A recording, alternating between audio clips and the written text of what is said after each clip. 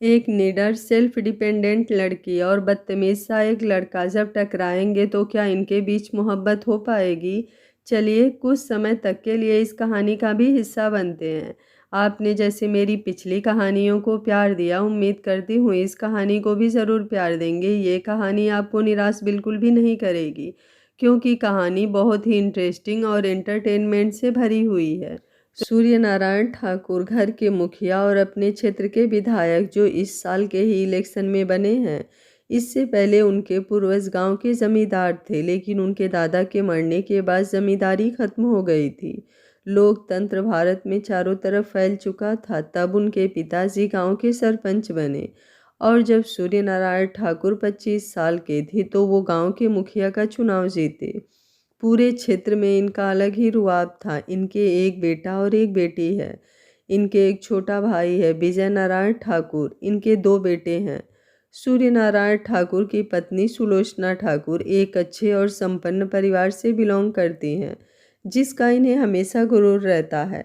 घर में ये संस्कारी बहू के नाम से जानी जाती हैं। सूर्य नारायण ठाकुर के माता पिता अभी जिंदा हैं, लेकिन वो बुजुर्ग हो चुके हैं। विजय नारायण ठाकुर की पत्नी शैलजा ठाकुर, वो भी घनी परिवार की बेटी हैं। उन्हें सुलोचना ठाकुर से अंदर ही अंदर जलन महसूस होती है, क्योंकि सुलोचना ठाकुर बड़ी बहू होने के साथ संस्कारी भी हैं, जिससे घर में हमेशा उनका ही नाम चलता है। इसलिए अब वो चाहती हैं कि जल्दी से वो अपने बड़े बेटे अरुण ठाकुर की शादी करे, जिससे उनकी बहू को वही मान सम्मान मिले जो सुलोचना ठाकुर का है। क्योंकि सुलोचना ठाकुर और सूर्य नारायण ठाकुर का बेटा अरुण से 1 महीने छोटा है। इनकी सबसे बड़ी बेटी है, इसलिए इनके इकलौते नवाबजादे का जन्म अरुण के बाद हुआ था और शैलजा ठाकुर इसी का फ़ायदा उठाना चाह रही थी। इनका छोटा बेटा वरुण अभी शहर में रहकर बीकॉम की पढ़ाई कर रहा है। अरुण अपने पापा के साथ पढ़ाई पूरी करने के बाद अपने कपड़ा उद्योग में लगा हुआ है। इनका ये खानदानी बिजनेस है। गांव में इनकी बहुत बड़ी फैक्ट्री है, जिसमें रेशम और कॉटन के कपड़े बनते हैं। फिर शहरों और देश के कोने कोने में सप्लाई होता है। सूर्य नारायण ठाकुर विधायक होने के कारण बिजनेस में ध्यान नहीं दे पाते, इसलिए पूरा कारोबार इनके छोटे भाई ही संभालते हैं, जिसमें अब अरुण भी लगा हुआ है। उसके लिए शैलजा ठाकुर लड़की देखने में लगी हुई हैं, लेकिन अभी घर की इकलौती बेटी की शादी की हलचल मची हुई है। सूर्य नारायण ठाकुर की बेटी स्वाति ठाकुर की सगाई है। स्वाति की जिस घर में सगाई हो रही है वो भी एक जमींदार परिवार से ही है। लड़का दिल्ली में इंजीनियर है। ये अरेंज मैरिज हो रही है। स्वाति ग्रेजुएशन करके घर में बैठी है। गांव में अभी भी लड़कियों को जॉब करने की इजाज़त जल्दी नहीं मिलती। सूर्य नारायण ठाकुर और इनके पिता वीर नारायण ठाकुर अपने खानदान की इज्जत और परंपराओं के बहुत ही ज़्यादा पक्के हैं। जहाँ गांव में बेटे को पूरी छूट दी जाती है, वहाँ बेटियों को परंपराओं की बेड़ियों में जकड़ कर रखा जाता है। स्वाति इन्हीं परिवेश में पली बड़ी है, इसलिए इस शादी से उसे कोई दिक्कत नहीं है। उसे पता है कि जो उसके पिता करेंगे वही करना होगा। वो साधारण नैन नक्श और अच्छे दिल की लड़की थी। घर में चारों तरफ शोर मचा हुआ था। सुलोचना जी सारे नौकरों को साफ सफाई और खाने पीने का सारा प्रबंध अच्छे से करने के लिए आर्डर दे रही थी। घर के सारे मर्द बाहर के कामों में लगे हुए थे। शाम होने वाली थी। कुछ देर में लड़के वाले भी आ गए। वैसे तो गांव में लड़का शादी से पहले ससुराल नहीं आता था, लेकिन सूर्य नारायण ठाकुर विधायक थे, जिस वजह से उनके सारे काम मीडिया की नज़र में होते थे। इस कारण उन्होंने ये सगाई का फंक्शन रखा था। सभी लोग आ चुके थे, लेकिन अभी तक इस घर के नवाबजादे का कहीं अता पता नहीं था। सूर्य नारायण ठाकुर गुस्से में सुलोचना जी को देखते हुए बोले, आपके लाडले का पता नहीं है कि उसकी बहन की सगाई है? आज तो कम से कम उसे यहाँ होना चाहिए था। सुलोचना जी बोली, पता नहीं जी, मैं तो फ़ोन कर रही हूँ लेकिन वो उठा नहीं रहा है। वीर नारायण ठाकुर बोले, मैं फ़ोन करके देखता हूँ, तुम लोग इतना गुस्सा मत हो, आखिर उसके खेलने कूदने के दिन हैं। सूर्य नारायण बोले, बाबूजी, अब वो 26 का होने वाला है। वो अब अपनी जिम्मेदारियों को नहीं समझेगा तो कब समझेगा? विजय नारायण ठाकुर बोले, भैया इतना गुस्सा मत करिए, आपकी तबीयत खराब हो जाएगी। होगा कहीं काम में फंसा हुआ। शैलजा बोली, हाँ, उसका सबसे इम्पोर्टेंट काम है ना आवारागर्दी करना। विजय जी उसे घूरते हुए चुप रहने का इशारा करते हैं। तभी वीर नारायण ठाकुर का फ़ोन रिसीव हो जाता है, लेकिन बात उनके लाडले पोते से नहीं होती, उसके दोस्त से होती है। उसकी आवाज़ सुनते ही वीर ठाकुर गुस्से से बोले, अनुज, आपका दोस्त जहाँ भी है उसे लेकर जल्दी से हवेली पहुँचिए, आज उसके बहन की सगाई है और आज के दिन भी बाहर घूम रहे हैं, उन्हें कोई फिक्र है या नहीं। तभी उधर से एक बेहद ही रौबदार आवाज़ गूंजती है, दादाजी, जब आप लोग हैं तो मुझे फिक्र करने की क्या ज़रूरत, बाकी सब कामों में तो किसी ने मेरी राय नहीं मांगी, तो फिर मेरे नहीं होने से सगाई रुक नहीं जाएगी। वीर ठाकुर बोले, शशांक, आप हमारे पोते हैं इसलिए आपकी बदतमीजियां बर्दाश्त करते हैं, नहीं तो इस तरह बात करने वाले की हम क्या हाल करते हैं ये आप अच्छी तरह से जानते हैं। अभी आप चुपचाप घर आइए, मेहमानों के बीच तमाशा करने की कोई ज़रूरत नहीं है। कहते हुए वो फ़ोन रख देते हैं। सभी लोग हाल में जमा होते हैं। मेहमानों का स्वागत करने के बाद स्वाति को नीचे हाल में लाया जाता है, जहां एक तरफ डेकोरेशन करके एक खूबसूरत सा सोफा रखा हुआ था, वहां पर स्वाति का होने वाला दूल्हा बैठा हुआ था। सुलोचना जी स्वाति को भी वहीं पर बैठा देती हैं। बेबी पिंक कलर के लहंगे में स्वाति बहुत ही सुंदर लग रही थी। पंडित जी जैसे ही मंत्र पढ़ने लगते हैं, स्वाति के ससुर बोले, ठाकुर साहब, छोटे ठाकुर नहीं दिखाई दे रहे हैं, उनकी बहन की सगाई है और वही नदारद हैं। तभी पूरे मेंशन में एक रौबदार आवाज़ गूंजती है, आप लोग मुझे ढूंढ रहे हैं। सभी की नज़र दरवाजे पर जाती है, जहां एक 6 फीट 2 इंच हाइट, गोरा रंग, परफेक्ट बॉडी, काली आंखें, हैंडसम चेहरा, इस कहानी के हीरो शशांक ठाकुर खड़े थे। वहां पर खड़ी सारी लड़कियों की नज़र उस पर टिक गई थी, जिसे महसूस करते हुए शशांक के चेहरे पर एक डेंजर सी स्माइल आ जाती है। वो हर एक कदम पूरे रुआब के साथ बढ़ाते हुए, पंडित जी आप अपना काम शुरू कीजिए, कहते हुए वो सामने के सोफे पर पैर चढ़ाते हुए एक राजा की तरह बैठ जाता है। सूर्यनारायण ठाकुर उसे एक नज़र देखकर पंडित जी को सगाई शुरू करने का इशारा करते हैं। सभी का ध्यान अब सगाई की तरफ हो जाता है, लेकिन स्वाति की होने वाली ननद शीतल की नज़र अभी भी शशांक पर अटकी हुई थी। शशांक अपना मोबाइल चलाते हुए कुछ देर वहां बैठता है। जैसे ही लड़का लड़की एक दूसरे को अंगूठी पहनाते हैं, वो उठकर अपने कमरे की तरफ बढ़ जाता है। घर के सारे लोग एक नज़र उसे देखकर फिर अपने काम में लग जाते हैं, जैसे कि उन्हें इन चीज़ों की आदत हो। शशांक ठाकुर हमारे इस कहानी के हीरो, लेकिन काम विलेन वाले। इस घर में किसी की बात नहीं मानते। इन्होंने हॉस्टल में रहकर 12th तक की पढ़ाई पूरी की। उसके बाद ये लंदन चले गए। 4 सालों बाद जब लंदन से लौटे तो भी इनके स्वभाव में कोई बदलाव नहीं आया था। बचपन में ही हॉस्टल भेजे जाने की वजह से ये परिवार वालों से गुस्सा थे और वही गुस्सा अब बदतमीजी बनकर बाहर निकल रही थी। लेकिन घर के लाडले बेटे होने के कारण कोई कुछ नहीं कहता था। सूर्यनारायण ठाकुर थोड़ा गुस्सा होते थे, लेकिन फिर बेटे के सामने हार जाते थे। इन्होंने बिजनेस मैनेजमेंट की पढ़ाई की है, लेकिन इन्हें अपने बिजनेस में कोई इंटरेस्ट नहीं है। इसलिए शहर में रहकर अपनी एक सॉफ्टवेयर कंपनी खोली, जो पिछले 1 साल में दिन दुगनी रात चौगुनी तरीके से आगे बढ़ रही है।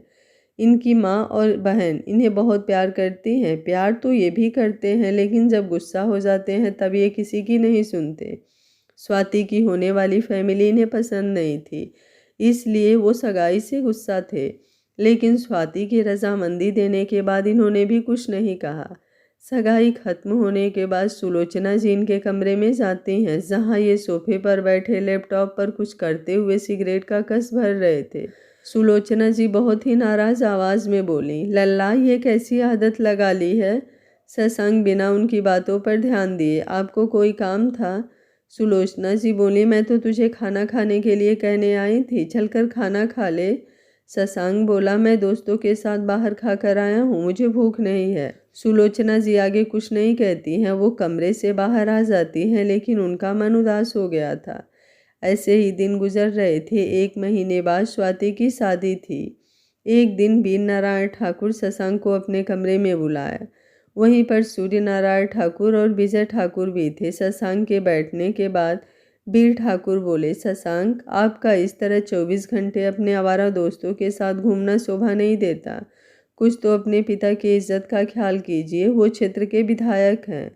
शशांक बोला, मेरे घूमने से आप लोगों की इज्जत का क्या कनेक्शन है? सूर्यनारायण ठाकुर गुस्से से बोले, कभी न्यूज़ पढ़ते हो? बाहर वाले क्या क्या बातें बना रहे हैं। विरोधी पार्टी को तुम्हारे इस व्यवहार से एक मुद्दा मिल गया है, मुझे कुर्सी से हटाने का। शशांक बोला, तो इसमें मैं क्या कर सकता हूँ? मुझे ना आप लोगों में कोई इंटरेस्ट है, ना आपके इस सो कॉल्ड राजनीति में। क्या मुझे पता नहीं कि आप लोग इस राजनीति के लिए क्या क्या करते हैं? सूर्यनारायण ठाकुर जोर से चिल्लाते हुए, शशांक। शशांक और जोर से चीखते हुए, चिल्लाने से सच्चाई बदल नहीं जाएगी। कांड आप लोग करते हैं और सलटना मुझे पड़ता है। जब से लंदन से आया हूँ, आप लोगों को अच्छे से याद है ना, कितने सारे केस मैंने अपने सर पर लिया है। किसकी वजह से? आप लोगों की वजह से। अभी कुछ दिन पहले ही वरुण ने जिस लड़की के साथ ज़बरदस्ती की थी, वो मामला भी मैं अपने सर लेकर सुलझाया हूँ। लोगों के बीच मेरी इमेज खराब हो रही है, लोग मुझे गुंडा मवाली बोलते हैं। किसकी वजह से? आप लोगों की वजह से।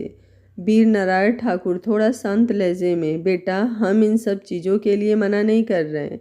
आपने सच में अपनी फैमिली के लिए बहुत कुछ किया है, लेकिन बेटा अब आप इस घर के कुल दीपक हैं। आपके पिता की कुर्सी भी आपको ही संभालनी है। हमारा खानदान शुरू से ही पावरफुल रहा है, इसलिए हम चाहते हैं कि अगले इलेक्शन में आपको खड़ा किया जाए। इसलिए आपको अभी से ही अपने पिता के साथ सारे कामों में बढ़ चढ़कर हिस्सा लेना चाहिए। शशांक सोफे से उठते हुए बोला, ये मुझसे नहीं होगा, मुझसे ये गंदी राजनीति नहीं होती जिसमें लोग अपनों का गला घोट देते हैं।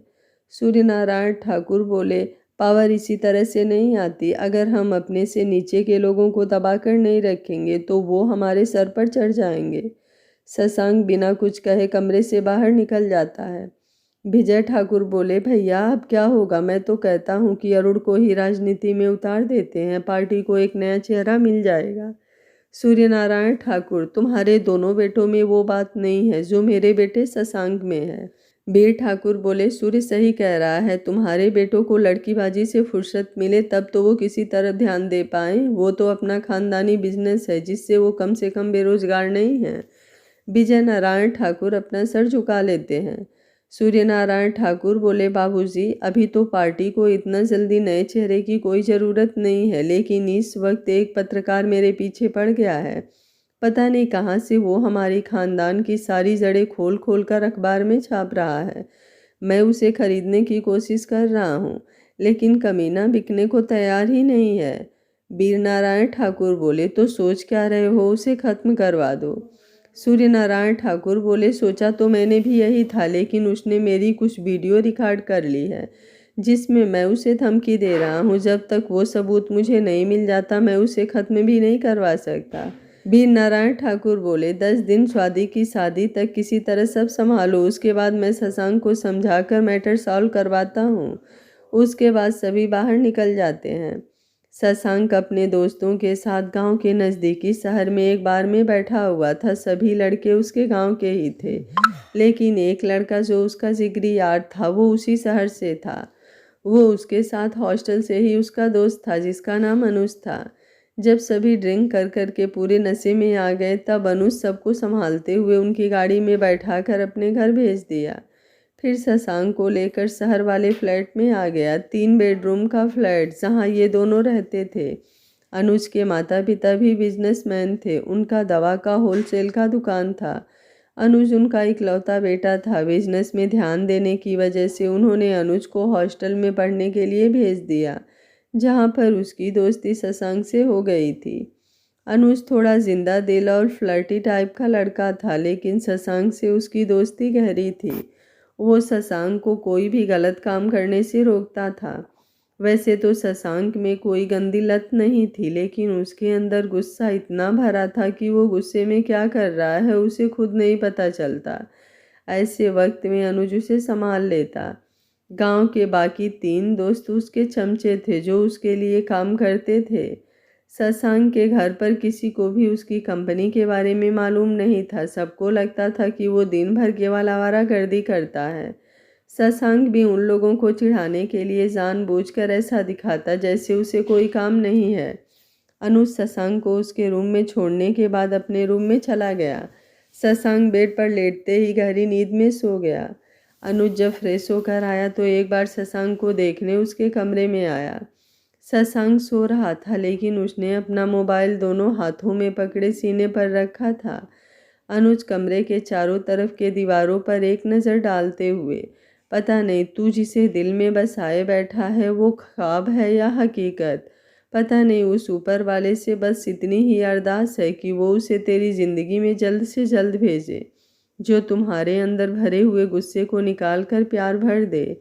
पूरे कमरे में एक लड़की की फ़ोटो लगी थी। वो सारी पेंटिंग थी जिसे शशांक अपने हाथों से उतारा था। उसके मोबाइल के स्क्रीन पर भी उस लड़की की पिक्चर थी। शायद वही एक पिक्चर उसके पास थी। अनुज शशांक को कंबल उड़ाकर अपने कमरे में आकर सो गया। अगली सुबह फिर सब अपने अपने काम में व्यस्त हो गए। स्वाति की शादी नज़दीक आ गई थी, इसलिए शशांक अब रात को घर आ जाता था। अगर कभी मन होता तो शादी की तैयारियों में हाथ बटा देता। ऐसे ही दिन बीतते हुए शादी का दिन आ गया। सूर्यनारायण ठाकुर ने बहुत धूमधाम से स्वाति की शादी की थी। सारी तैयारियों को देखते हुए आसपास के सभी गांव के लोग भी तारीफ करते नहीं थक रहे थे। स्वाति अपने ससुराल विदा हो चुकी थी। घर के आए हुए गेस्ट भी अब विदा ले रहे थे। शशांक अपने कमरे में सोया हुआ था। अगले दिन वीर ठाकुर ने शशांक को बुलाकर कहा कि कोई पत्रकार है जो उसके पिता के खिलाफ न्यूज़ निकाल रहा है, वो इस बात को जल्दी से जल्दी खत्म करे। शशांक मन ही मन बड़बड़ाते हुए, आप लोगों के कर्म ही ऐसे हैं, मैं इसमें क्या कर सकता हूँ। वीर नारायण ठाकुर बोले, देखो बेटा, ये बात तुम भी जानते हो कि पैसा पावर इसी तरह नहीं आता। इसके लिए हमें बहुत कुछ गलत करना पड़ता है। इन बातों को छोड़ो और जल्दी से इस पत्रकार वाला मैटर को ख़त्म करो। शशांक बोला, कौन है वो पत्रकार।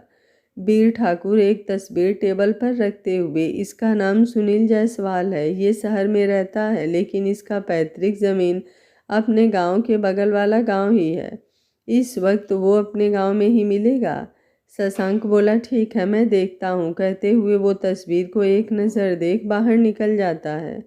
कुछ देर बाद वो अनुज और अपने बाकी आदमियों को लेकर उस पत्रकार के गांव के लिए निकल जाता है, जो उसके गांव के बगल में ही था। इधर शशांक के गांव शिवपुर के बगल का गांव रामपुर, यहाँ भी सूर्यनारायण ठाकुर का ही दबदबा था। इसी गांव के एक मिडिल क्लास फैमिली में इस वक्त परेशानी भरा माहौल था। ये फैमिली थी सुनील जायसवाल की। सुनील जायसवाल अपनी पत्नी और 2 बेटियों के साथ रहते थे। उनका कोई बेटा नहीं था। उनके 2 भाई थे जिनके 2-2 बेटे थे। तीनों भाई का घर वहीं पास में ही था। तीनों अपनी अपनी फैमिली के साथ रहते थे। सुनील जायसवाल गांव वाले की बहुत सारी बातें सुनने के बाद भी अपनी दोनों बेटियों को अच्छे से पढ़ा लिखा रहे थे। उनकी बड़ी बेटी कुसुम और छोटी का नाम कुमुद था। कुमुद जायसवाल हमारे कहानी की हीरोइन जितनी खूबसूरत थी उतनी दिमाग से भी तेज थी। सुनील जायसवाल को अपनी दोनों बेटियों पर नाज था। कुसुम ग्रेजुएशन करके फैशन डिज़ाइनिंग का कोर्स कर रही थी। सुनील जायसवाल एक न्यूज़ डिपार्टमेंट में बड़े ओहदे पर के पत्रकार थे। अपने परिवार के साथ शहर में ही रहते थे, एक किराए के मकान में। लेकिन इस वक्त गांव आए हुए थे क्योंकि उनके भाई के बेटे की शादी थी। उनकी पत्नी बहुत ही सुशील और अच्छे दिल की महिला थी। कुमुद घर की सबसे छोटी और लाडली थी। उसके अंदर ज़्यादातर गुण अपने पिता के थे। उसके पिता बचपन से ही हमेशा बताते रहते थे कि गलत के आगे हमें कभी नहीं झुकना चाहिए। अगर हम सही हैं तो कोई ताकत हमें हरा नहीं सकती, और ये बात कुमुद के अंदर गहराई से फिट हो चुकी थी। वो बेहद ही निडर लड़की थी। कॉलेज में डर के मारे कोई भी लड़का उसके आसपास नहीं फटकता था। उसे भी अपने पिता की तरह पत्रकार बनना था। वो जर्नलिज्म की पढ़ाई कर रही थी। घर के कामों से उसका कोई वास्ता नहीं था। सुनील जायसवाल अपनी दोनों बेटियों को राजकुमारियों की तरह रखते थे, लेकिन उनकी पत्नी सुभद्रा जी डांट डांट कर उन दोनों से थोड़ा घर के काम भी करवाती थी। उनका कहना था कि चाहे बेटियां कितनी भी पढ़ लिख लें, जब तक चूल्हा चौका नहीं सीखेंगी ससुराल में कैसे रहेंगी। तब सुनील जायसवाल हंसकर कहते थे, मैं अपनी दोनों बेटियों को इतना काबिल बना दूंगा कि वो खुद अपने सारे सुख सुविधा अफोर्ड कर सकेंगी। इस पर सुभद्रा जी चिढ़ जाती थी। तब कुसुम और कुमुद उनको गले लगाते हुए उनको हंसाकर मना लेते थे। छोटा और सुखी परिवार था, ना ज़्यादा ख्वाहिशें बड़ी थी, ना ही उन्हें पूरी करने की खींचातानी। सुनील जायसवाल इधर कुछ दिनों से परेशान थे क्योंकि उनके बहुत सारे साथी पत्रकार और उनके नीचे काम करने वाले पत्रकारों ने सूर्यनारायण ठाकुर के बारे में कुछ ऐसी बातें पता लगाई थी जो एक नेता के तौर पर सही नहीं थी। एक नेता प्रजा का सेवक होता है, लेकिन वही प्रजा को दबाने लगे, उनके साथ नाइंसाफ़ी करने लगे तो हमारा समाज, हमारा देश दुर्गति की ओर बढ़ जाता है। सुनील जायसवाल हमेशा से ही ईमानदार और सच्चाई पसंद आदमी थे। उन्होंने कितनी बार अपनी जान पर खेल कर दुनिया के कोने कोने से बहुत सारी न्यूज़ अपने चैनल के लिए निकाली थी, जो हमेशा सच होता था। आज भी जब उनके सामने सूर्यनारायण ठाकुर की सच्चाई आई तो उन्होंने बिना सोचे समझे उसे अपने न्यूज़ चैनल और अखबार में जगह दी। लेकिन ये सूर्यनारायण ठाकुर के लिए घातक था। वो उन्हें डराने धमकाने के लिए अपने आदमियों को भेजे, लेकिन सुनील जायसवाल ने उनके आगे सर नहीं झुकाया और बेहद चालाकी से उन्होंने इन सारी चीज़ों की रिकॉर्डिंग कर ली। लेकिन उन्हें नहीं पता था कि इस सच्चाई की कीमत उन्हें बहुत बुरे तरीके से चुकानी होगी। ना ही अब सच्चाई से मुंह मोड़ सकते थे, ना ही सूर्यनारायण ठाकुर के सामने वो हार सकते थे। इस वक्त उनकी स्थिति बिल्कुल साफ छछूदर वाली हो गई थी, इसलिए वो जल्दी से जल्दी इस गांव से निकलना चाहते थे। लेकिन उससे पहले वो अपनी दोनों बेटियों को महफूज करना चाहते थे, क्योंकि सूर्यनारायण ठाकुर के बारे में पता करने के दौरान पता चला था कि उनके घर के लड़के लड़कियों की कोई इज्जत नहीं करते। उन्हें खुद से ज़्यादा अब अपने परिवार के लिए डर लगने लगा था। सुभद्रा जी उन्हें इस तरह परेशान देखकर बार बार उनकी परेशानी की वजह पूछ रही थी, लेकिन वो किसी को परेशान नहीं करना चाहते थे, इसलिए उन्होंने ज़्यादा काम बढ़ने का बहाना बनाकर सबको टाल दिया था। लेकिन कुमुद को लग रहा था कि बात कुछ और है, लेकिन फिर भी उसे लगा कि उसके पिता सारी चीज़ें संभाल लेंगे। सुनील जी ने आज ही अपनी दोनों बेटियों को शहर भेजने का सोच उनके जाने की व्यवस्था करने लगे। सुभद्रा जी गुस्से से बोली, हम लोग यहाँ शादी में आए हैं, कल शादी है, लेकिन आप इन दोनों को क्यों भेज रहे हैं? कुसुम बोली, हाँ पापा, हमने तो भाई की शादी भी नहीं देखी। हम कॉलेज से स्पेशली एक हफ्ते की छुट्टी लेकर आए थे कि भाई की शादी में मस्ती करेंगे। आज तो मेहंदी संगीत है, प्लीज़ 2 दिन के लिए मान जाइए ना। सुनील जायसवाल थोड़ा कड़क आवाज़ में, शादी आपकी पढ़ाई से बड़ी नहीं है, आपके पढ़ाई का बहुत नुकसान हो गया है, आप दोनों अभी ही शहर जा रही हैं, मैंने सारी व्यवस्था कर दी है। कुमुद सुनील जायसवाल के गले में बाहें डालते हुए, रिलैक्स पापा, इतना गुस्सा मत कीजिए, क्योंकि गुस्सा आप पर सूट नहीं करता है। हम लोग जा रहे हैं, आप इतना परेशान मत होइए। लेकिन अगर कोई और परेशानी हो तो आप मुझे तुरंत फ़ोन करेंगे। आप ही कहते हैं ना, हम आपका गुरूर ताकत दोनों हैं। अपनी बेटियों को अपनी कमजोरी मत बनाइएगा। सुनील जायसवाल की आंखें नम हो जाती है। वो कुमुद का चेहरा अपने हाथों में लेते हुए उसके सर को चूम लेते हैं, फिर उसे देखते हुए बोले, आप दोनों सच में हमारी शेरनी हैं। मैं ये नहीं कहूँगा कि आप मेरे बेटे की तरह हैं।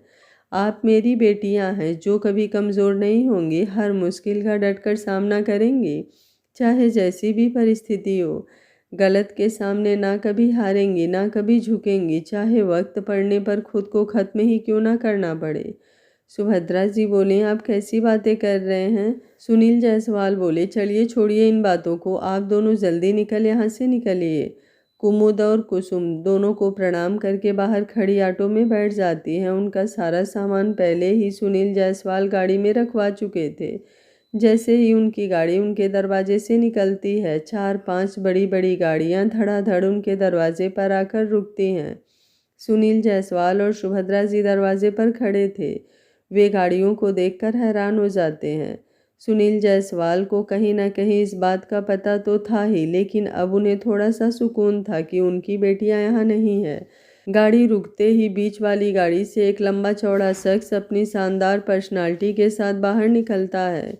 ये देखते ही आसपास के लोग अपने घरों से बाहर झांकने लगते हैं। बगल के घर में ही शादी थी, जो कि सुनील जी के भाई का घर था। वहाँ भी घर के लोगों के साथ आए हुए मेहमान भी बाहर आ जाते हैं। सुभद्रा जी सुनील जायसवाल का हाथ पकड़ते हुए, ये कौन है जी? सुनील जायसवाल इस एरिया के विधायक का बेटा है, शशांक ठाकुर। तभी शशांक के पीछे से अनुज और बाकी के उसके आदमी पीछे आकर खड़े हो जाते हैं। शशांक सुनील जी की तरफ बढ़ते हुए, आप ही हैं पत्रकार सुनील जायसवाल? तभी सुनील जी के दोनों भाई वहां आ जाते हैं। हाँ छोटे मालिक, लेकिन आप यहाँ, अगर कोई काम था तो हमें बुला लेते। शशांक बोला, पहले तो तुम लोग खुद ही ऐसा काम करते हो कि हमें यहाँ आना पड़ता है, और फिर कहते हो कि हमें बुला लिया होता। सुनील जायसवाल के बड़े भाई अनिल जायसवाल बोले, नहीं छोटे मालिक, आप ऐसा क्यों कह रहे हो? हम तो ऐसा करने की सोच भी नहीं सकते। शशांक बोला, हाँ तुम लोगों की औकात नहीं है ऐसा सोचने की भी। फिर सुनील की तरफ देखते हुए बोले, बातें यहाँ बाहर ही खड़े खड़े करेंगे या अंदर बैठकर? सुनील जायसवाल एक नज़र चारों तरफ देखते हैं, जहाँ सारे लोगों की नज़रें उनके ऊपर टिकी हुई थी। वो शशांक को अंदर चलने का इशारा करते हैं। शशांक अनुज के साथ उनके पीछे घर के अंदर आ जाता है। सुनील जी सुभद्रा जी को कमरे में जाने को कह उन लोगों को हॉल में सोफे पर बैठाते हैं। 2 मंजिला मकान, 3 रूम नीचे, 3 रूम ऊपर। नीचे एक तरफ किचन और टॉयलेट बाथरूम। छोटा सा घर, लेकिन करीने से सजाया हुआ बहुत ही प्यारा लग रहा था। शशांक सुनील जायसवाल के घर हॉल में सोफे पर बैठे हुए एक नज़र चारों तरफ देखता है। फिर उसका ध्यान सुनील जायसवाल की तरफ चला जाता है। सुनील जायसवाल भी सामने पर एक सोफे पर बैठते हुए, कहिए कैसे आना हुआ? शशांक एक टेढ़ी स्माइल देते हुए, इंटरेस्टिंग, सारी कहानी जानते हुए भी तुम्हें पता नहीं कि मैं यहाँ क्यों आया हूँ? सुनील जायसवाल उतना ही गंभीर भाव से, जब तक आप बताएंगे नहीं हमें पता कैसे चलेगा? शशांक गुस्से में मुट्ठियाँ खींचते हुए, देखो मिस्टर जायसवाल, मैं यहाँ लड़ाई झगड़ा करने नहीं आया। क्यों अपनी गृहस्थी में आग लगाने पर तुला हुआ है? चुपचाप अखबार में अभी तक जो भी हमारे खानदान और मेरे पिता के बारे में जो भी न्यूज़ तुमने दिया है, उसके लिए तुम कल ही सारी जनता के सामने एक एक माफ़ीनामा दोगे, और हमारे पिता के खिलाफ जो सबूत है वो मुझे सौंप दो, बात खत्म।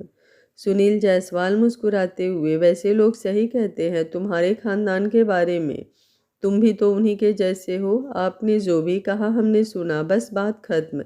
इसके अलावा ना मैं कुछ कहूँगा ना करूँगा, क्योंकि जो सच है वो जनता के सामने आना ही चाहिए।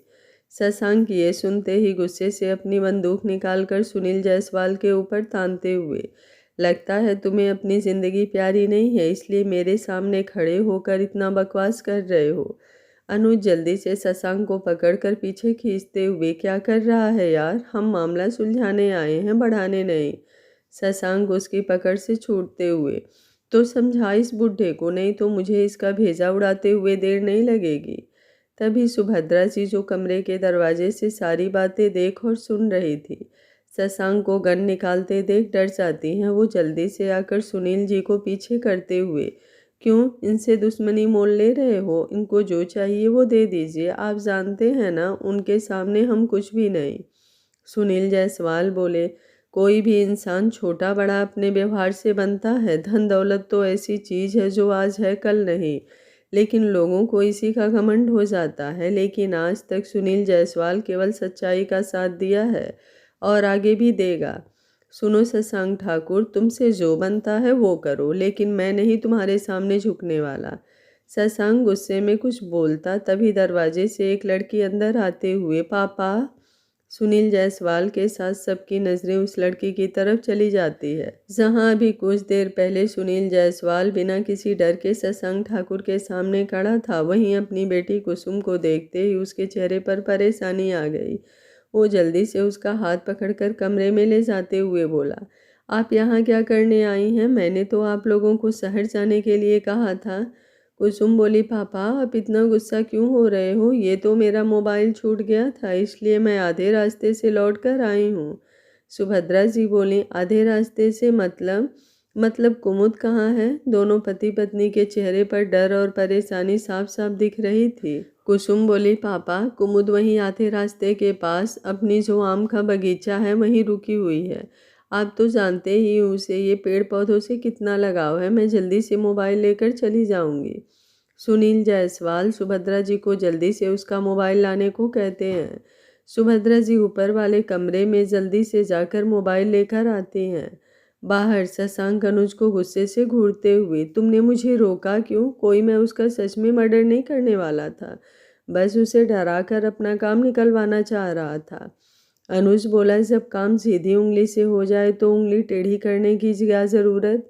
और जहाँ तक हम जानते हैं ये पत्रकार अपने मरने से नहीं डरता। नहीं तो याद है ना, तुम्हारे पिता ने भी इसे कितना डराने धमकाने की कोशिश की है। शशांक गुस्से से अपने सर के बालों में हाथ फेरते हुए बोला, तो अब क्या करें? अनुज बोला, मुझे लगता है इसकी कमजोरी पर वार करना चाहिए। अभी जो लड़की आई है शायद उसकी बेटी है, और हमने देखा है ना कि वो उसे देखते ही कितना परेशान हो गया। इसका मतलब साफ है कि वो अपनी बेटी को इस बारे में कुछ नहीं बताया। शशांक कन्फ्यूजन से, लेकिन इससे कैसे काम बनेगा? अनुज बोला, हम लोग लड़की को अपना हथियार बनाकर इस्तेमाल करेंगे। शशांक बोला, तेरा दिमाग खराब हो गया है, उसकी बेटी को इन सब के बीच में ना घसीटो। हम इतने घटिया गिरे हुए नहीं हैं जो अपने काम के लिए किसी लड़की का इस्तेमाल करें। अनुज बोला, देख कोई दूसरा रास्ता नहीं है, अब तू सोच ले तुझे क्या करना है। वैसे भी लड़की बेहद खूबसूरत है। शशांक बोला, अपना मुंह बंद कर ले, नहीं तो तेरा मुंह तोड़ते हुए मुझे देर नहीं लगेगी। पता नहीं तुझे इन लड़कियों में क्या दिखता है। अनुज बोला, मुझे तो इस लड़की को देखते ही लग रहा है कि इससे सच्चा वाला प्यार हो गया है। ये सुनते ही शशांक बोला, हाँ तुझे तो हर दिन में 100 बार प्यार होता है, लेकिन साले आज तक एक लड़की नहीं पटी। अनुज मुंह बनाते हुए बोला, जब तेरे जैसा शैतान साथ हो जिसे लड़कियों के नाम से एलर्जी है, उसके दोस्त का घर कभी बच सकता है? तभी सुनील जी कुसुम का हाथ पकड़ते हुए बाहर निकालते हैं। कुसुम को कुछ गड़बड़ लग रही थी, लेकिन सामने अजनबी लोगों को देखकर बिना कोई सवाल किए दरवाजे की तरफ बढ़ जाती है। तभी अनुज उसके सामने आते हुए, हाँ इतनी जल्दी क्या है, थोड़ी हमसे जान पहचान भी कर लीजिए। ये सुनते ही सुनील जी गुस्से से बोले, शशांक ठाकुर अपने आदमियों को रोक लीजिए, अगर मेरी बेटी के साथ कुछ भी बदतमीजी हुई तो मैं भूल जाऊंगा सामने कौन बैठा हुआ है। ये सुनते ही शशांक के चेहरे पर खतरनाक मुस्कान आ जाती है। वो अनुज को इशारा करता है। अनुज कुसुम का हाथ पकड़ मुस्कुराते हुए उसके सामने खींचकर लाता है। कुसुम अपना हाथ छुड़ाने की कोशिश करते हुए, कौन हो तुम लोग? सुनील जी अनुज की तरफ बढ़ते हुए, मेरी बेटी को छोड़ दो। शशांक सुनील जी के आगे आते हुए, अरे अरे अरे इतना गुस्सा इस उम्र में अच्छी बात नहीं है मिस्टर जायसवाल। अगर कुछ हो गया तो अपनी बेटी का कन्यादान कैसे करोगे? सुनील जायसवाल शशांक का कॉलर पकड़ते हुए, तुम ठाकुर खानदान के लोग केवल नाम के ठाकुर हो, लेकिन तुम्हारी हरकतें तो कुत्तों से भी गिरी हुई है। अभी के अभी मेरी बेटी को छोड़ो, नहीं तो मुझसे बुरा कोई नहीं होगा। शशांक अपना कॉलर पकड़ने की वजह से अपने गुस्से पर कंट्रोल खो चुका था। वो सुनील जायसवाल का गर्दन पकड़कर झटके से अपने से अलग करते हुए, शशांक ठाकुर शेर है, उसके गिरेबान पर हाथ डालने की तुम्हारी हिम्मत कैसे हुई? इसका खामियाजा तो तुम्हें भुगतना ही होगा। अनुज, इस लड़की को लेकर चलो यहाँ से, और सुन, इसके साथ जो मर्जी वो करो, तुम्हें खुली छूट है।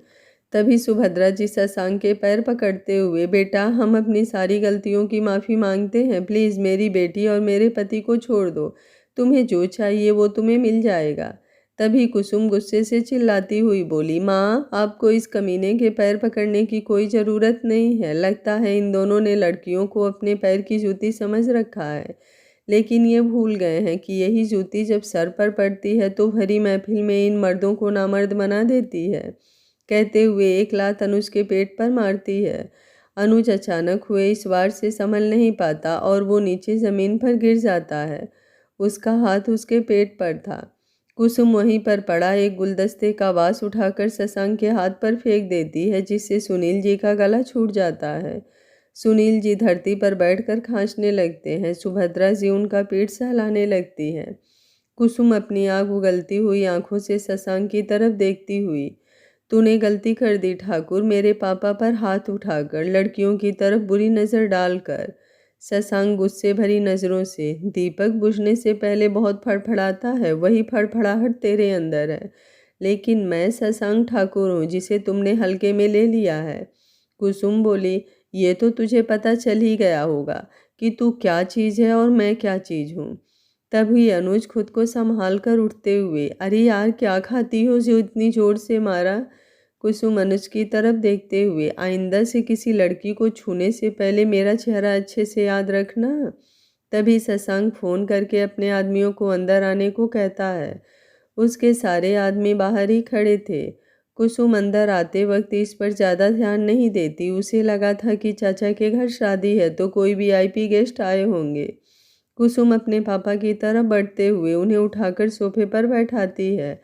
तभी शशांक के आदमी उन तीनों को चारों तरफ से घेरते हुए अपनी बंदूक तान देते हैं।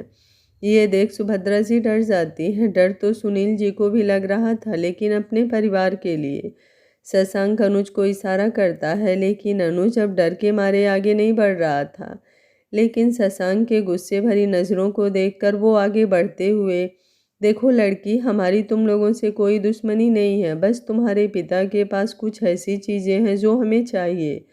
कुसुम बोली, चाहे वो कोई भी चीज़ हो, अगर मेरे पापा देने लायक समझते तो ज़रूर दे देते। अगर वो देना नहीं चाहते, इसका मतलब वो कभी नहीं मिलेगी तुम्हें। ये सुनते ही शशांक झट से उसके पिता के सर पर अपना बंदूक लगाते हुए, अब तो मिलेगा ना। कुसुम आगे बढ़कर शशांक को मारती उससे पहले ही शशांक के इशारे पर उसके कुछ आदमी कुसुम को पकड़ लेते हैं। कुसुम उन लोगों से छूटने की कोशिश करने लगी, लेकिन दो आदमी ने दोनों तरफ से उसकी बाह पकड़ रखी थी।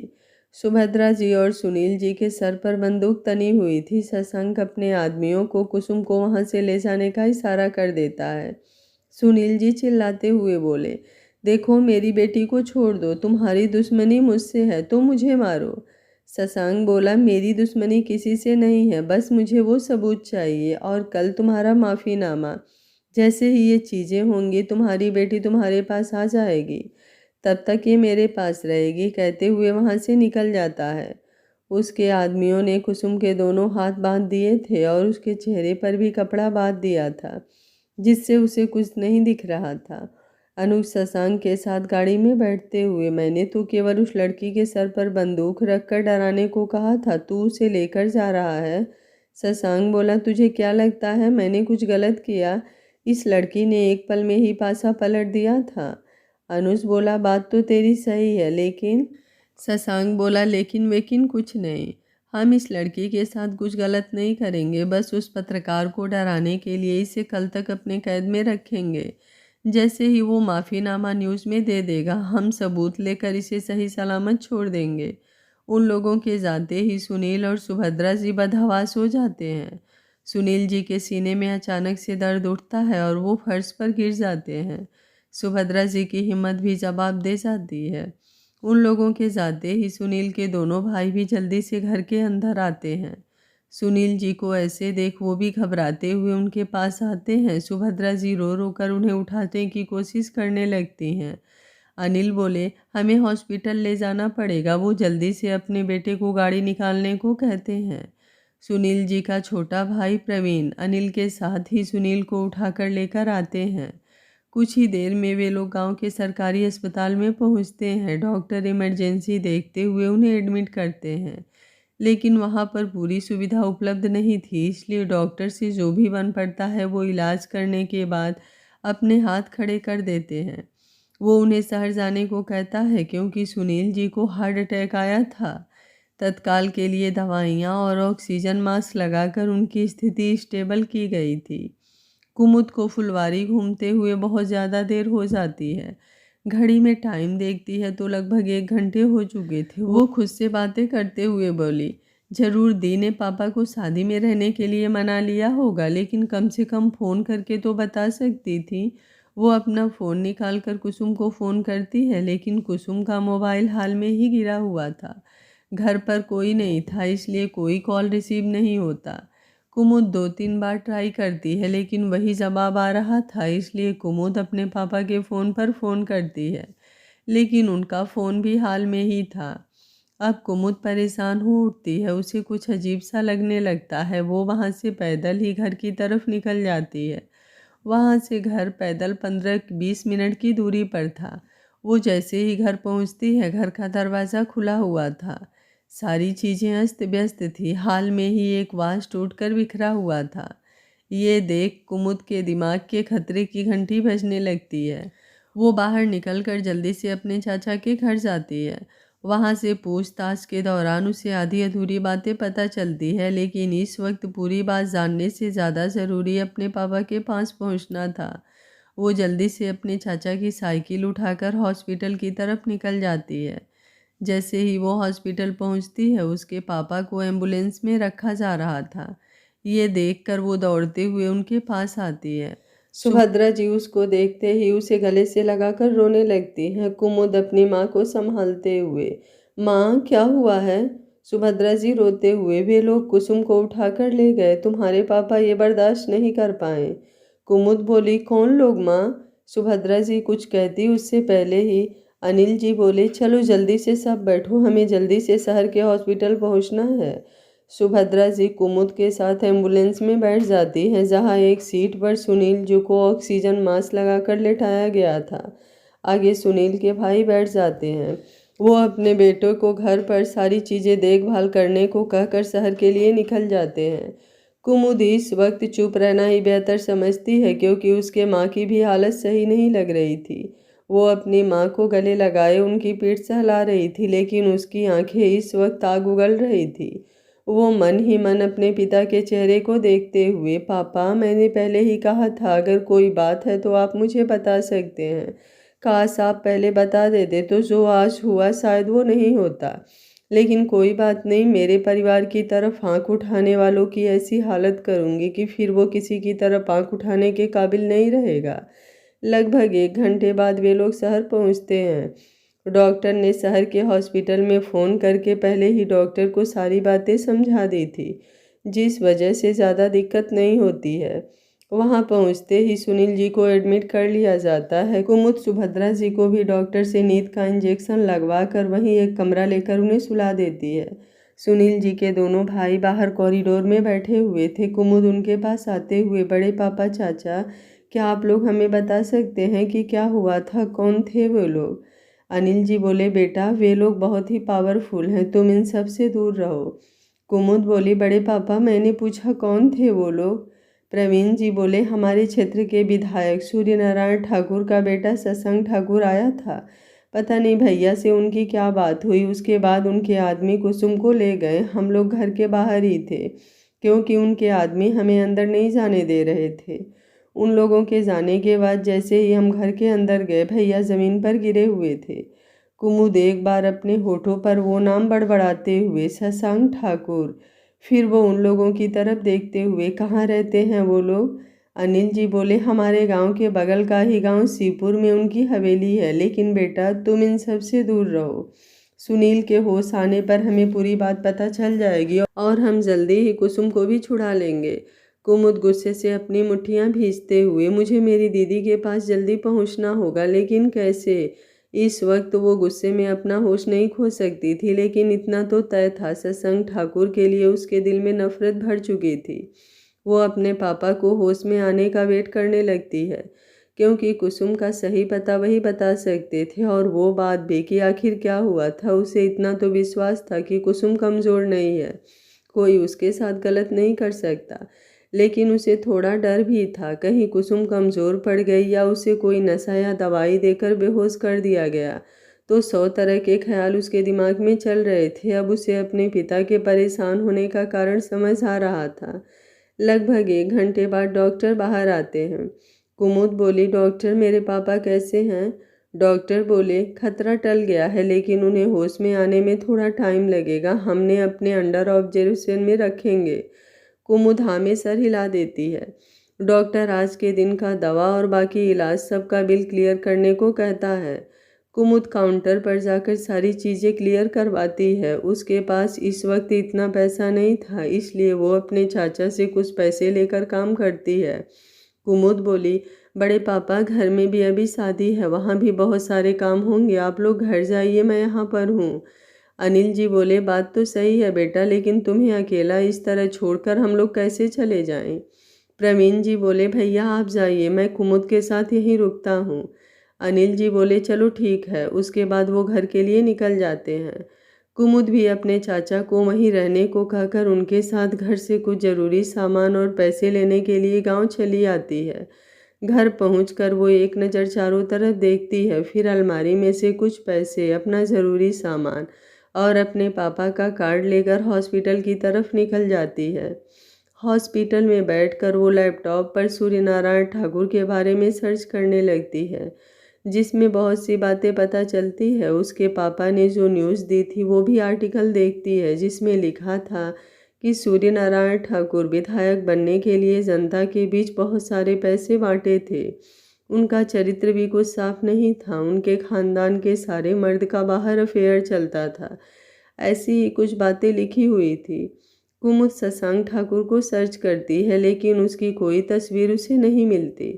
लेकिन उसके बारे में भी कुछ अच्छा नहीं लिखा हुआ था। ये सारी चीज़ें कुमुद के नफ़रत को और बढ़ा रही थी। शाम के 4 बजे सुनील जी को होश आ जाता है। सुभद्रा जी भी सोकर उठ गई थी। अपने पति को सही सलामत देख अब उनकी हालत में सुधार था। डॉक्टर उन्हें नॉर्मल वार्ड में शिफ्ट कर देते हैं। कुमुद अपने पापा से मिलने आती है। सुनील जी उसे देखते हुए, कुसुम कहाँ है? कुमुद बोली, ये तो आप जानते होंगे पापा। ये सुनते ही सुनील जी फिर से बेचैन होने लगते हैं। कुमुद उनके सर पर हाथ फेरते हुए, प्लीज़ पहले आप शांत हो जाइए और मुझे पूरी बात बताएं। मैं आपसे वादा करती हूँ दी को मैं सही सलामत वापस लेकर आऊँगी। प्रवीण जी बोले, हाँ भैया, जब तक आप पूरी बात नहीं बताएंगे हम लोग कैसे कुछ कर पाएंगे। सुनील जी भी अब कुछ नहीं कर सकते थे, लेकिन वो कुमुद को इन सब में पड़ने देना नहीं चाहते थे। इसलिए वो खुद को शांत करते हुए, आप लोग परेशान मत होइए, कुसुम जल्दी हमारे पास आ जाएगी। कुमुद बोली, मतलब आप नहीं बताएंगे? लेकिन पापा आप जी जानते हैं मैं कितना ज़िद्दी हूँ, बिना पूरी बात जाने मुझे चैन नहीं आएगा। सुनील जी हार कर सारी बातें कुमुद को बताते हैं। सारी बात सुनने के बाद वो गुस्से से अपनी मुट्ठियाँ भींचते हुए, अब आप परेशान मत होइए पापा, ना ही आपको उनके सामने झुकने की ज़रूरत है ना हारने की। न्यूज़ में माफ़ीनामा तो आएगा, लेकिन उस सूर्यनारायण ठाकुर का। सुभद्रा जी कुसुम का हाथ पकड़ते हुए, देख बेटा, आज तक तुमने जो भी कहा वो सब हमने पूरा किया, लेकिन ये जिद छोड़ दे। तुम्हारे पापा हैं ना, बस वो कल माफ़ीनामा देकर हमारी कुसुम को ले आएंगे। वे लोग बहुत खतरनाक हैं। कुमुद बोली, माँ आपकी बेटी इतनी कमज़ोर नहीं। मुझे नफ़रत होती है जब मैं ऐसे लड़कों के बारे में सुनती हूँ, और उनसे भी ज़्यादा नफ़रत होती है उन लड़कियों से जो खुद को कमज़ोर समझकर उनके आगे हार जाती हैं। माँ पापा ने हमेशा सिखाया है, परिस्थितियाँ कैसी भी हों, अगर हम सही हैं तो हमें हार नहीं मानना चाहिए, चाहे इसके लिए खुद को मिटाना ही पड़ जाए। सुनील बोले, I am proud of you बेटा, मुझे पूरा विश्वास है आप ज़रूर कर पाएंगी।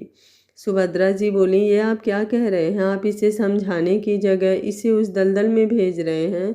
सुनील जी मुस्कुराते हुए बोले, नहीं भाग्यवान, इलाका कुत्तों का होता है, लेकिन शेरनी जिस जगह पर खड़ी होती है वही उसका इलाका बन जाता है। कुमुद मुस्कुराते हुए, पापा आप हमारा अभिमान हैं, आप दोनों अगर ठीक रहेंगे तो हम कभी कमज़ोर नहीं पड़ेंगे। आप अपना ख्याल रखिए। कल सुबह का सूरज किसी के लिए रोशनी लाएगा तो किसी के लिए अंधेरा। कुमुद वहाँ से निकल जाती है। सुभद्रा जी रोने लगती हैं, लेकिन सुनील जी उनके हाथों पर अपना हाथ रखते हुए उन्हें संभाल लेते हैं। प्रवीण जी भी वहीं सोफे पर बैठ जाते हैं। कुमुद अपने शहर वाले घर में आकर लैपटॉप पर कुछ ज़रूरी काम करती है। ये ज़रूरी काम था सूर्यनारायण ठाकुर और उसके फैमिली मेम्बर के मोबाइल नंबर को ट्रेस करना। इन सब में 1 घंटा लग जाता है। वो अपने कपड़े चेंज करती है और घर से बाहर निकल जाती है। कुमुद अपने घर से निकल जाती है। रात भर वो अपने काम को अंजाम देती है। सुबह के 4 बजे हॉस्पिटल आती है। वो एक नज़र कमरे में देखती है जहाँ उसके पिता सोए हुए थे। माँ भी वहीं सोफे पर लेटी हुई थी। जो कमरा बुक किया था उसमें उसके चाचा सोए थे। वो हॉस्पिटल के गार्डन एरिया में आ जाती है। वहाँ पर खड़े होकर आसमान की तरफ से देखते हुए मन ही मन, तैयार हो जाओ शशांक ठाकुर, अब हर पल हारने के लिए। आज का ये सूरज तुम्हारी ज़िंदगी में वो मनहूसियत लेकर आएगा जिसे तुम लाख मिटाना चाह कर भी नहीं मिटा पाओगे। इधर शशांक और अनुज कुसुम को लेकर अपने शहर वाले फ्लैट में आते हैं। अनुज कुसुम को गाड़ी में से निकलते हुए उसे लेकर फ्लैट के अंदर आता है। उसे कमरे में ढकेलते हुए, आज की रात यहीं गुजारो मेरी बुलबुल, कल काम होने के बाद अपने पिता के पास पहुंच जाओगी, कहते हुए उसके चेहरे पर से कपड़ा हटा देता है। कुसुम कुछ देर अपनी आंखें बंद करने के बाद आंखें खोलती है, वो गुस्से भरी नज़रों से अनुज को देखते हुए। तुम लोगों ने कितनी बड़ी गलती की है इसका तुम्हें अंदाज़ा नहीं है, लेकिन तुम लोग परेशान मत हो। जो वो स्टोरी और मूवी में दिखाते हैं ना, लड़की चीखती है, चिल्लाती है, दया की भीख मांगती है, भगवान का वास्ता देती है, ऐसा मैं कुछ भी नहीं करने वाली। अपने मालिक को जाकर बोल दो जितना चैन का नींद सोना है आज सो ले, क्योंकि कल से उसकी ऐसी नींद उड़ेगी कि वो सोने के लिए तड़प जाएगा। अनुज उसकी बातें सुन एक पल के लिए कांप जाता है। उसकी आवाज़ में आत्मविश्वास भरा हुआ था, जैसे उसकी कही हुई हर एक बात सच होने वाली हो। तभी शशांक अंदर आते हुए, रस्सी जल गई लेकिन बल नहीं गया। तुम जैसी लड़कियां केवल जबान चलाना जानती हो। तुम्हें पता है पूरी दुनिया में लड़कियों के साथ जितना भी गलत होता है उसमें सबसे ज़्यादा दोष इन लड़कियों की जुबान का ही है, जो उनके कंट्रोल में तो रहती नहीं, जिसका खामियाजा उन्हें अपनी जान और इज्जत देकर चुकाना पड़ता है। कुसुम शशांक को देखकर एक व्यंग्यात्मक मुस्कुराहट के साथ, चल तेरी तकलीफ कम कर देती हूँ, मेरी जुबान अब बंद रहेगी, अब कल तुझे पता चलेगा एक लड़की की ताकत का। कहते हुए वो बेड पर बैठ जाती है, उसके हाथ अभी भी पीछे बंधे हुए थे। शशांक उसे गुस्से से एक नज़र देखने बाद कमरे से बाहर आ जाता है। अनुज कुसुम के पास आते हुए, यार पहली बार ऐसी लड़की देखी है जिसकी आंखों में कोई डर ही नहीं है। देखो हम लोग गलत आदमी नहीं हैं, लेकिन ये तो तुम भी जानती हो कि अपने परिवार पर हम किसी तरह का संकट बर्दाश्त नहीं कर पाते, इसलिए तुम्हें यहाँ लाए हैं। देखो मैं तुम्हारा हाथ खोल दे रहा हूँ, लेकिन भागने की कोशिश मत करना, नहीं तो शशांक का गुस्सा तुमने देखा नहीं है, सामने ये नहीं देखेगा कि लड़का है या लड़की, वो जान से मार देगा। कुसुम बोली, तो तुम्हें क्यों इतनी तकलीफ हो रही है? वैसे तुम्हें महाभारत में कर्ण की कहानी याद है? अगर नहीं मालूम तो एक बार महाभारत की कहानी ज़रूर पढ़ना। कर्ण की मौत केवल इसी वजह से हुई थी क्योंकि उसने दोस्त गलत चुन लिया था, और मुझे लगता है तुम्हारे साथ भी कुछ ऐसा ही होने वाला है। मेरी चिंता मत करो, अब अपने और अपने दोस्त की खैर मनाओ। अनुज बोला, आखिर कौन है वो जिसकी वजह से तुम्हें डर नहीं लग रहा? हमारी कैद में आकर भी तुम इतनी कॉन्फिडेंट हो। कुसुम बोली, कल तुम्हें खुद मालूम चल जाएगा। कहते हुए वो बिस्तर पर लेट जाती है। अनुज कुछ देर चुपचाप उसे देखने के बाद कमरे से बाहर आ जाता है। वो शशांक को ढूंढते हुए जिम रूम में पहुंचता है, जहां पर शशांक पंचिंग बैग को मार मार कर हालत खराब कर दिया था। अनुज बोला, क्या कर रहा है यार, चल थोड़ा आराम कर ले। कहते हुए उसे लेकर उसके कमरे में आता है। अनुज के कमरे में कुसुम थी, इसलिए वो आज शशांक के बेड पर ही लेट जाता है। शशांक बाहर बालकनी में आकर सिगरेट पीने लगता है, लेकिन आज उसका दिल जैसे बेचैन था। कुछ देर बाद अनुज उसे ज़बरदस्ती बेड पर लाता है, लेकिन उसके दिल की बेचैनी शांत नहीं हो रही थी। अनुज बोला, यार चिंता क्यों करता है, कल सारा काम हो जाएगा, फिर इस लड़की को छोड़ देंगे। शशांक बोला, पता नहीं, पहली बार अपने मकसद के लिए किसी की फैमिली को बीच में लाया हूँ, मन शांत ही नहीं हो रहा। अनुज बोला, तो लाया ही क्यों, हम कोई और दूसरा रास्ता देखते, लेकिन तेरा गुस्से पर कंट्रोल रहे तब ना। शशांक बोला, तो क्या करूं? सुना ना तुमने उन बाप बेटी की बातें, कितना घटिया घटिया इल्ज़ाम लगा रहे थे मुझ पर। बस कल जल्दी से ये मामला सुलझे और मैं फ्री हो जाऊंगा। अनुज बोला, एक बात कहूँ, बुरा मत मानना, लेकिन जब तक तेरे पिता और दादा इस राजनीति में हैं तू कभी भी फ्री नहीं हो सकता। अगर सही से देखा जाए तो उस पत्रकार की कोई गलती ही नहीं है, आखिर उन्हें जो न्यूज़ मिली उन्हें वो जनता के सामने रखा है। अगर इंसान अपनी साफ सुथरी इमेज रखना चाहता है तो उसे काम भी वैसा ही करना चाहिए, लेकिन तेरे पिता और दादा की हकीकत तो तुझे भी मालूम है। अनुज की बातें सुनते हुए शशांक अपनी आंखें बंद कर लेता है। कहीं ना कहीं अनुज की कही हुई बात सच थी। उसका दिल इसी कश्मकश में उलझा हुआ था। ऐसे ही रात कट जाती है। अगली सुबह 8 बजे कुमुद अपने पापा से मिलने के बाद हॉस्पिटल से निकल जाती है। उसके पिता को शाम तक डिस्चार्ज मिलने वाला था। वो एक ऑटो पकड़कर शिवपुर ठाकुर हवेली पहुंचती है। गार्ड कुमुद को देखते ही रास्ता रोक लेता है। कुमुद बोली, अपने मालिक सूर्यनारायण ठाकुर को कहो सुनील जायसवाल की बेटी कुमुद जायसवाल मिलने आई है। गार्ड बाहर खड़े एक सिक्योरिटी गार्ड को बुलाकर अंदर इन्फॉर्म करने को कहता है। सिक्योरिटी गार्ड अंदर जाकर सूर्यनारायण ठाकुर को बताता है कि सुनील जायसवाल की बेटी आई हुई है। ये सुनते ही वीर नारायण ठाकुर और सूर्य नारायण ठाकुर हैरान हो जाते हैं। वो उसे अंदर भेजने को कह देते हैं। कुछ ही देर में कुमुद उस बड़े से हाल के सोफे पर बैठी थी। ठाकुर परिवार उस वक्त नाश्ता कर रहा था। कुमुद सोफे पर शांत से बैठे मोबाइल चला रही थी। कुछ ही देर में घर के सभी लोग वहां आते हैं, लेकिन कुमुद चुपचाप वहीं बैठी रहती है। सूर्य नारायण ठाकुर कुमुद के सामने वाले सोफे पर बैठते हुए, क्या तुम्हें तुम्हारे पिता ने भेजा है? कुमुद मुस्कुराते हुए मोबाइल पॉकेट में डालकर, नहीं मिस्टर ठाकुर, जो काम मैं खुद कर सकती हूँ उसके लिए मेरे पिता को तकलीफ देने की क्या ज़रूरत। मैं यहाँ केवल अपनी बहन के लिए आई हूँ। आपका वो नामर्द बेटा मेरे बहन को धोखे से ले आया है। मुझे मेरी बहन सही सलामत वापस चाहिए। ये सुनते ही ठाकुर और बाकी मर्दों के चेहरे पर भी मुस्कान आ जाती है। वीर ठाकुर सोफे पर पसरते हुए, वाह, पहली बार मेरे लाल ने इतना अच्छा काम किया है। सुनो, तुम जिसे नामर्द बुला रही हो वही तेरी बहन को उठा लाया है। कुमुद मुस्कुराते हुए, ठीक है, तो एक बार अपने बेटी के ससुराल में भी अपनी बेटी के बारे में पता कर लेना।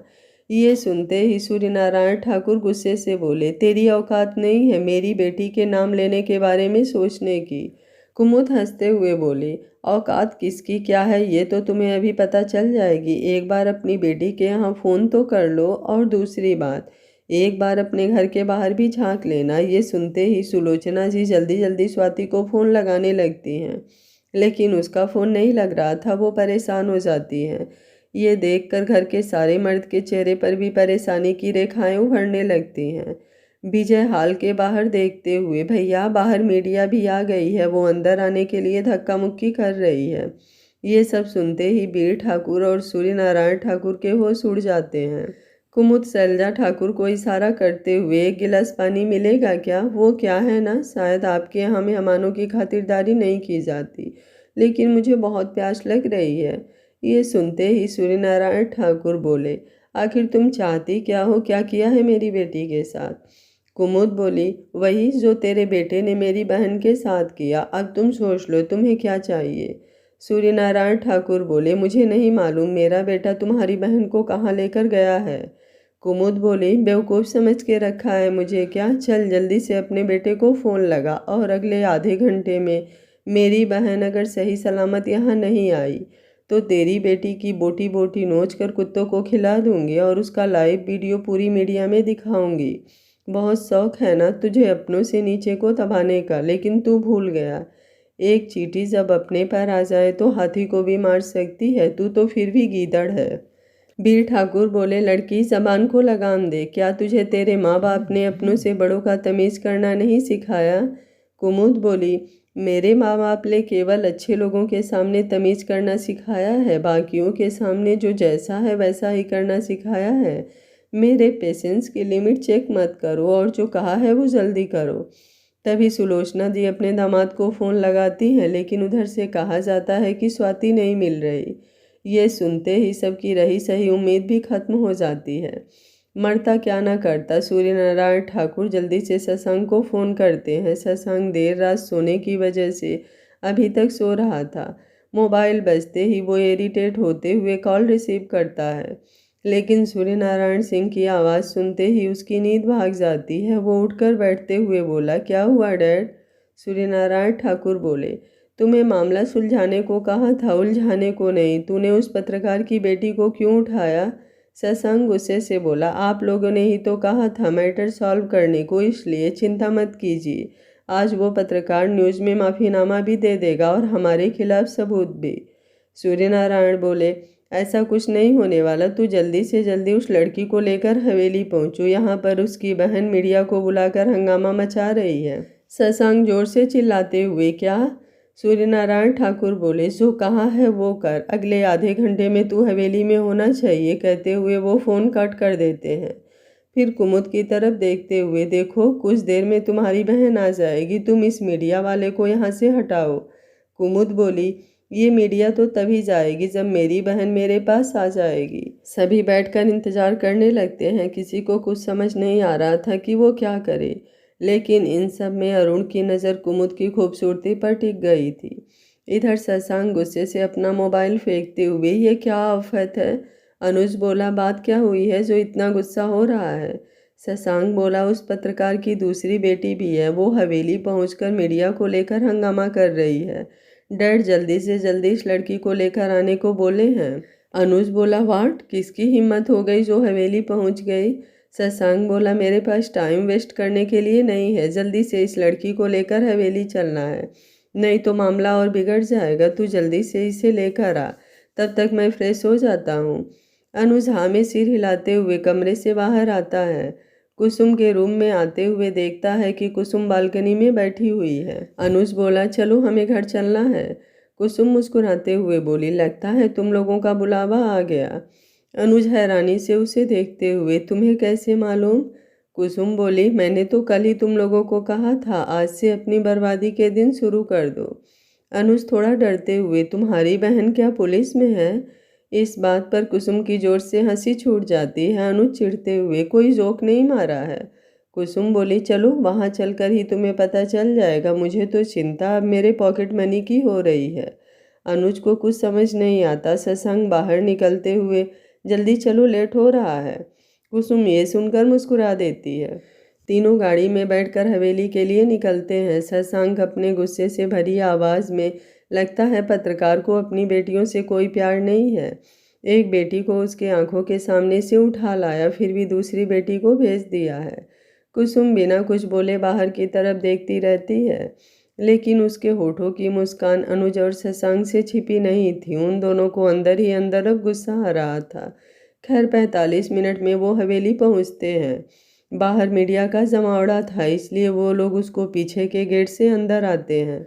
कुमुद अपना चेहरा झुकाए मोबाइल में देख रही थी, बाकी सब भी वहीं आसपास थे। कुसुम उसको देखते ही दौड़कर उसके पास आते हुए, कुमुद। शशांक कभी पीछे था। अंदर दरवाजे पर कदम रखते ही उसका दिल तेजी से धड़कने लगता है। वो जल्दी जल्दी अपने कदम बढ़ाता हुआ कुमुद का चेहरा देखना चाहता है, लेकिन इस वक्त कुमुद कुसुम के गले लगी हुई थी, जिससे कुसुम के कंधे और बालों में उसका आधा चेहरा छिपा हुआ था। शशांक की नज़रें कुमुद के चेहरे पर थी। थोड़ी ही देर में दोनों बहनें अलग होती हैं। कुमुद बोली, आप ठीक हैं ना दी? कुसुम मुस्कुराते हुए, बिल्कुल ठीक। कुमुद बोली, लेकिन मैं आपसे नाराज़ हूँ, आप एक लड़के के सामने हार गई। कुसुम बोली, है मैं हारी नहीं, वो तो उन लोगों ने धोखे से मुझे पकड़ लिया, वरना मैंने उन दोनों को छठी का दूध याद दिला दिया था। कुमुद बोली, फिर भी आप हार गई हैं, आपके 1 महीने की पॉकेट मनी अब मेरी हुई। कुसुम मुँह लटकाते हुए, आई नो। तभी वीर नारायण ठाकुर कड़क आवाज़ में, तुम्हारी बहन तुम्हारे सामने सही सलामत है, अब जल्दी से निकलो यहाँ से। शशांक तो कुमुद के चेहरे में ही खो चुका था। अनुज भी कुमुद को देखकर हैरानी के मारे आंखें फाड़कर उसे देख रहा था। उसे विश्वास ही नहीं हो रहा था, जो वो देख रहा है वो सपना है या हकीकत। कुमुद बोली, ऐसे कैसे मिस्टर ठाकुर, अभी बहुत सारे हिसाब करने बाकी हैं। अभी तो केवल मेरी बहन वापस आई है, लेकिन तुम लोगों की वजह से मेरे पापा मौत के मुंह में पहुंच गए थे, उसकी भरपाई कौन करेगा? जो कितने दिनों से उन्होंने मानसिक तनाव झेला था, उसका भी हिसाब करना बाकी है। तुम्हारे बेटे ने क्या कहा था मेरे पापा से कि वो जनता के सामने आकर माफ़ीनामा दे। माफ़ीनामा तो मिलेगा, लेकिन मेरे पिता की नहीं, तुम्हारी। सूर्यनारायण ठाकुर बोले, तुम पागल हो गई हो, मैं क्यों माफ़ी मांगूंगा? कुमुद बोली, अभी तो बताया मैंने, मीडिया के सामने जाओ अपने बेटे को लेकर और हाथ जोड़कर जो भी मेरे पिता के साथ किया है उन्हें कबूल करते हुए माफ़ी मांगो। सूर्यनारायण ठाकुर बोले, मैं ऐसा कभी नहीं करूँगा, तुम भूल रही हो, मेरी ही हवेली में आकर मुझे ही धमका रही हो। तुम दोनों लड़कियों को ऐसा गायब करवाऊंगा कि पाताल तक भी नहीं मिलोगी। कुसुम बोली, कुमुद, लगता है इस ठाकुर को सही डोज अभी तक नहीं मिला है। कुमुद मुस्कुराते हुए बोली, आप चिंता मत करो दी, कुमुद जायसवाल कोई काम अधूरा नहीं करती। कहते हुए वो अपने मोबाइल पर एक वीडियो प्ले कर देती है, जिसमें कुछ देर पहले की जब से कुमुद हवेली के अंदर आई थी तब से लेकर अब तक का पूरा वीडियो रिकॉर्ड हो चुका था। कुमुद बोली, सोच लो मिस्टर ठाकुर, आज तुम्हें हमारी माफ़ी चाहिए या तुम्हारा पूरा जीवन बर्बाद। मेरे एक टच करने की देर है, तेरा सारा करियर तबाह हो जाएगा। वीर ठाकुर बोले, लेकिन तुम्हारा क्या भरोसा, हमारे माफ़ी मांगने के बाद भी अगर तुमने कोई चाल चली तो? कुमुद बोली, वो क्या है ना मिस्टर ठाकुर, हमें छोड़ कुमुद बोली, वो क्या है ना मिस्टर ठाकुर, हम छोटे लोग जबान के बड़े पक्के होते हैं। आप जैसे बड़े लोगों की तरह अपनी जबान से पलटना नहीं आता। तुम्हारे बेटे ने जो किया वो एक नामर्दों का काम था, लेकिन मैं सुनील जायसवाल की बेटी कुमुद जायसवाल तुमसे वादा करती हूँ, मेरा काम होने के बाद ये वीडियो डिलीट हो जाएगी। शशांक को तो जैसे कुछ सुनाई ही नहीं दे रहा था, उसे तो बस सामने खड़ी कुमुद दिखाई दे रही थी। वो अपने कदम धीरे धीरे बढ़ाता हुआ उसकी तरफ बढ़ता है। उसकी आंखों में नमी थी, दिल तेजी से धड़क रहा था, लेकिन कुमुद ने अभी शशांक को नहीं देखा था। जैसे ही वो कुमुद के पास पहुंचने वाला होता है, अनुज जल्दी से उसका हाथ पकड़कर खींचते हुए वहां से कमरे में ले जाता है। शशांक अनुज से अपना हाथ छुड़ाते हुए, यार तू क्या कर रहा है, कहीं मैं कुछ सपना तो नहीं देख रहा, मुझे उसे छूकर देखना है, क्या वो सच में है? अनुज तू बताना मेरे भाई, क्या वो वही है? अनुज शशांक को गले लगाते हुए, तू कोई सपना नहीं देखा, ये वही लड़की है जिसकी तस्वीर लिए तू पागल पागल फिर रहा था। लेकिन तू ये क्या करने जा रहा था, हकीकत को समझने की कोशिश कर। सारी बातें देखने और सुनने के बाद भी तू कैसे कोई बेवकूफ़ी कर सकता है? शशांक अचानक जैसे होश में आता है और सारी बातें रिमाइंड करता है तो उसके चेहरे पर हवाइयाँ उड़ने लगती है।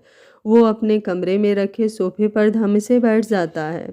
अनुज उसके कंधे पर हाथ रखते हुए, देख यार, हमें नहीं पता था कुछ भी, जो भी हुआ वो अनजाने में हुआ है। शशांक बोला, तो अब मैं क्या करूं? मेरी पहली इमेज ही उसके सामने इतनी गलत बन गई, इसलिए मेरा दिल कल से बेचैन था। उस जायसवाल के घर जाने के बाद ही मेरा दिल शांत नहीं हो रहा था। अनुज बोला, ऐसे परेशान होने से कुछ नहीं होने वाला, हम मिलकर बात करके सारी गलतफहमी दूर कर लेंगे। शशांक आंसू भरी नज़रों से अनुज को देखते हुए, तुझे लगता है जो हमने किया उसके बाद वो हमारी बात भी सुनेगी? अनुज बोला, इतनी जल्दी हार नहीं मानते यार, और तू तो शशांक ठाकुर है। शशांक अपना हाथ बालों में फंसाते हुए आंखें बंद कर सोफे से सर टिका देता है। शशांक अपना हाथ बालों में फंसाते हुए आंखें बंद कर सोफे से सर टिका देता है। जिसके आंखों में खुद के लिए बेइंतहा प्यार देखना चाहता था, उसकी आंखों में अपने लिए नफरत कैसे देख पाएगा? उसकी आंखों से दो बूंद आंसू गालों पर लुढ़क आए। क्या होगा उसके प्यार का अंजाम? कहानी बहुत ही ज़्यादा सस्पेंस से भरी हुई है। अगर आप इस कहानी के अगले भाग जो जल्द से जल्द देखना चाहते हैं तो कमेंट बॉक्स को अपने प्यारे प्यारे कमेंट से भर दीजिए। जहां कुमुद एक शेरनी है, वहीं शशांक के परिवार वाले उसे नीचे गिराने का कोई भी मौका नहीं छोड़ेंगे और उससे अपनी बेइज्जती का बदला लेने के लिए किस हद तक जाएंगे। ऐसे में कुमुद के ऊपर शशांक के अय्याश भाई अरुण की नज़र भी है। ऐसे में क्या शशांक कुसुम को बचाते हुए अपने प्यार का यकीन उसे दिला पाएगा? क्या शशांक का परिवार कुमुद के द्वारा की गई बेइज्जती को इतनी आसानी से भुलाकर उसे बहू के रूप में स्वीकार कर पाएगा? शशांक का परिवार कुमुद से बदला लेने के लिए आगे क्या करेगा? ऐसे और भी बहुत सारे सवाल हैं और बहुत सारे राज से पर्दा उठना भी बाकी है। कहानी आगे बहुत ही इंटरेस्टिंग होती जाएगी, इसलिए इसके एक भी पार्ट को मिस बिल्कुल मत करिएगा। आगे क्या होगा कहानी में जानने के लिए कहानी में बने रहिए। Thank you for watching. मिलते हैं कहानी के अगले भाग में।